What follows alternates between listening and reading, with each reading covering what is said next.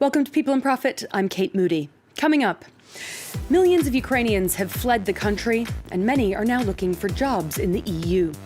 We'll speak to the organization that's pushing Europe's business community to train and hire Ukrainian women. The Japanese yen has fallen to its weakest level in decades. When might the government intervene, and what does that mean for the country's economy? And you've heard of offshoring, but what about off-planeting? A Welsh company is preparing to move manufacturing to outer space. Over 5 million Ukrainians have been displaced since Russia's invasion at the end of February. While most still hope to return home one day, the violence has dragged on, meaning that many are now trying to put down roots. Finding jobs in their host countries can be challenging for refugees, with legal, language, and skill set barriers. More than a dozen major European corporations are now participating in an initiative to employ and train tens of thousands of displaced Ukrainian women. It's part of the Tent Partnership for Refugees, which since 2016 has aimed to help integrate forcibly displaced people into the workforce around the globe. Let's speak now to Veronica Rossini, Director at Tent Partnership for Refugees. Thanks for being with us on France 24 today. Tell us first of all about this new initiative to support and employ Ukrainian women. Absolutely, and thank you so much for having us here.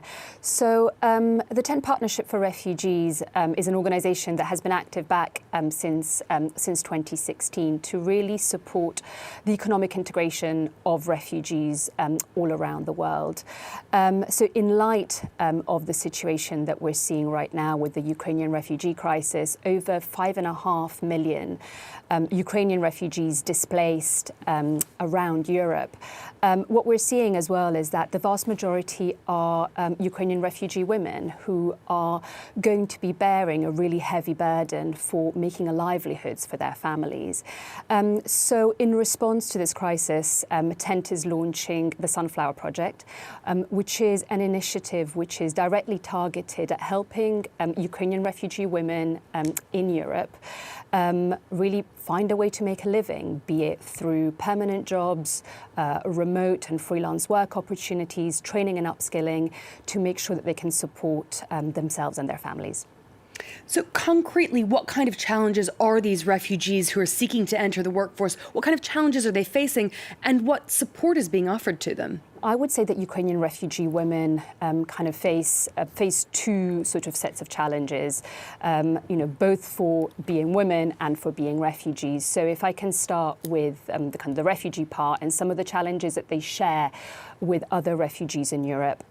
So they might not speak the local language fluently. So Ukrainian refugee women actually have a pretty high level of English language skills, but depending on where they might be at the moment, be it Poland, Germany, Italy, they might not speak the local language fluently yet. They won't have the social connections in the new countries where they're currently settling that will help them get those jobs. Sometimes they might have trouble getting their qualifications certified. So if they are engineers, if they're doctors, it might take time for them to be able to get those certifications kind of qualified in the country where they're resettling. And obviously you have a kind of a set of challenges that are specific to them being women, which tend to be a kind of higher burden of, for example, childcare. And what we know right now, which is happening to Ukrainian women right around Europe, is that they're having to care for their children and often their elderly parents or their elderly relatives. So it does become sometimes pretty challenging for them to be able to find work opportunities that can fit around these responsibilities. What kind of support then is offered to them in order to help them overcome those challenges and become productive members of the workforce in their host country? This is really what the Sunflower Project, which we are launching this summer, is really all about. So we will be working hand in hand with companies. We are already working with nearly 20 companies, but looking to bring many more on board. Companies like Coca-Cola, PepsiCo, Visa, Swarovski, Manpower Group, and many, many more. And we will be working with them to set up very tailored, specific programs to help Ukrainian refugee women enter the workforce. So they might be training and upskilling to make sure that they have the right skills or the right qualifications to meet the needs of a specific labour market. And there are kind of other kind of challenges that also need to be tackled. For example, in some of the European countries, it's become housing is becoming a little bit of an issue in terms of ensuring that Ukrainian women and their families have safe places to live. So also working with companies to see the types of kind of wraparound support, like childcare, like helping them find housing, that can make kind of their integration into their labour market so much more effective. From a business point of view, what kind of benefits are there for an employer that hires refugees? Is there a financial impetus as well as a moral one? What we often say is that hiring refugees, be it Ukrainian refugees or from other parts of the world, is both good for business and good for the communities in which they live. So obviously there is a kind of a moral imperative, but what we have found in research that we have done is that refugees bring a number of business benefits to the companies that hire them. First of all, they tend to stay in jobs for longer.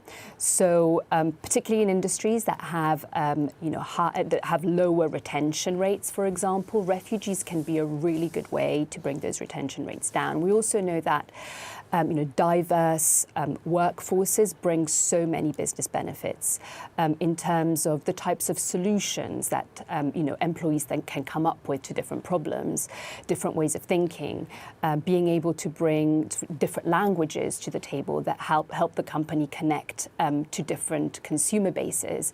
So all in all, we know that that refugees bring so many business benefits to the companies in which they work for. And we have seen a huge outpouring of public support across much of the Western world for this latest wave of Ukrainian refugees, to a lesser degree for the most recent wave of Afghan refugees once the Taliban took over. But it's not always the case for refugees from other countries. Why are we seeing this double standard, and what lessons can be learned? Yes, absolutely. I would try and think about this question in a slightly different way. So I think what we have seen, the support that we have seen for Ukrainian refugees has been outstanding. The European Union has, for the very first time, passed the Temporary Protection Directive, which means that Ukrainians can legally work, have a legal residence permit in any country around the EU. And I think what this outpouring of support has shown is that Europe can do it when the goodwill and the political will is there.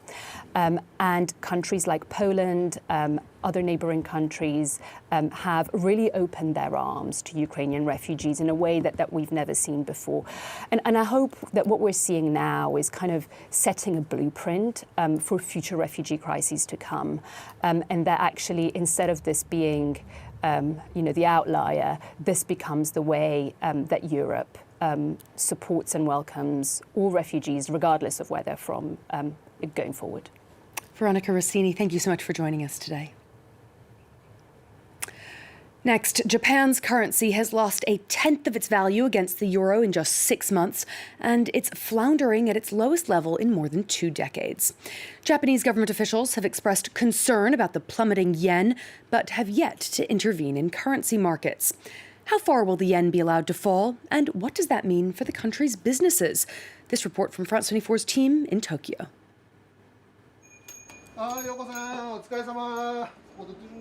This Japanese importer is spending more and more to import barrels of beer from Germany. As a result, his clients are paying 10% more than they did just a few months ago. None of my clients have reduced their orders, but if the euro reaches 160 or 180 yen, I won't be able to sell my beer, and I will have to close my business. The yen is at its lowest level for 24 years. That's making life tough for importers and retailers, but others are benefiting. At this busy bureau de change, this man is exchanging about 10 million yen into US dollars, expecting the Japanese currency to fall further. Tourists started returning to Japan in June, and now they're at an advantage when they buy yen. We hope that will help tourism return to normal. その点ではかなり期待しています。 Despite the fall, Japan retains an ultra-easy monetary policy introduced around a decade ago. The idea is to have low interest rates and encourage consumers to spend, an approach at odds with the US Federal Reserve. Today we're selling yen to buy dollars, but if the dollar climbs up, the yen gets weaker. This means that our products and services are less expensive for foreigners. But meanwhile, in Japan, people work harder and more to earn the same amount of money. Despite the pressure on prices, Japan's central bank seems to be pinning its hopes on an export boom led by the weak yen. Space could be the next frontier for manufacturing. Within the next 10 years, the Welsh firm Space Forge says it could produce components for goods ranging from aircraft engines to electricity grids, which are impossible to make in Earth's atmosphere. Ellen Gainsford has the story. The next industrial revolution isn't going to happen on Earth, but in its orbit. That's according to British company Space Forge. The firm plans to be the first company to produce materials in space in commercial quantities. Probably within the next maybe 5, certainly 10 years, something you interact with on a daily basis will have a component made in space, whether it's the national grid that you get your power to your house from, or maybe it's in the train that you're traveling on. Space factories could produce materials that are impossible to make on Earth. The absence of gravity and zero pollution would allow for lighter and stronger metal alloys and more efficient semiconductors. Space Forge plans to launch its oven-sized factories via a rocket. A test flight is set to take place in September. Virgin Orbit's plane will take part in the launch, giving the rocket an initial boost.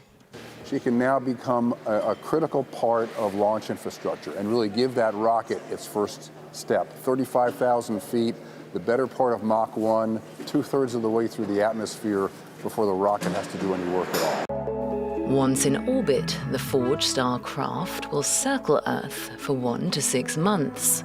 Inside the mini factory, automated robotic systems will direct the manufacturing and testing of alloys, pharmaceuticals, and electronic components. That's all for this week. Don't forget you can catch this and our previous shows on our website or as a podcast wherever you usually listen. You can also get in touch with your comments and questions on social media. Until next time, thanks for watching.